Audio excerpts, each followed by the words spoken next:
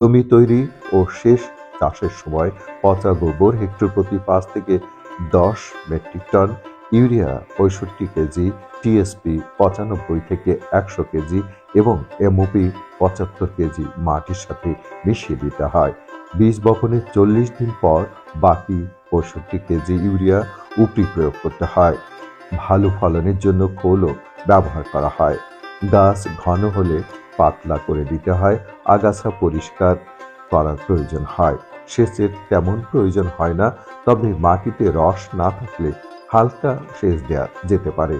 এভাবে 2-3 বার সেচ দেওয়ার প্রয়োজন হতে পারে। জমিতে পানি জমে গেলে নিষ্কাশনের ব্যবস্থা রাখতে হয়।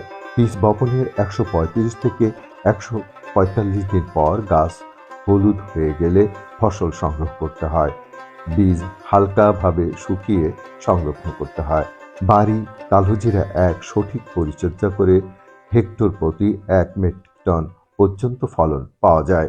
কালোজিরা এমন একটি ফসল যেটা শুধু রসুই ঘরের মশলা হিসেবেই ব্যবহার হয় না, এটা একটা বিস্ময়কর ঔষধি ফসল। এই কালোজিরা চাষ করে বেকার যুবকরা স্বল্প পুঁজিতে খুব দ্রুত তাদের ভাগ্য উন্নয়ন করতে পারে, কারণ কালোজিরা চাষে খরচ অনেক কম। এটি স্বল্প সেচ ব্যবস্থাপনা, স্বল্প সার প্রয়োগ করতে হয় এবং স্বল্প মেয়াদে একটি ফসল। এবং কালোজিরা চাষ করে এটি অনেক দিন সংরক্ষণ করা যায়। এটা বাজার দর খুবই বেশি। এটি আমরা যে দানাদার ফসল উৎপাদন করি, সেই একই দানাদার ফসলের তুলনায় কালোজিরা যদি কৃষকরা চাষ করে, তাহলে উচ্চ মূল্যের অর্থকারী ফসল হিসেবে কালোজিরা ব্যাপক লাভবান হওয়া যায় কালোজিরা চাষ করে।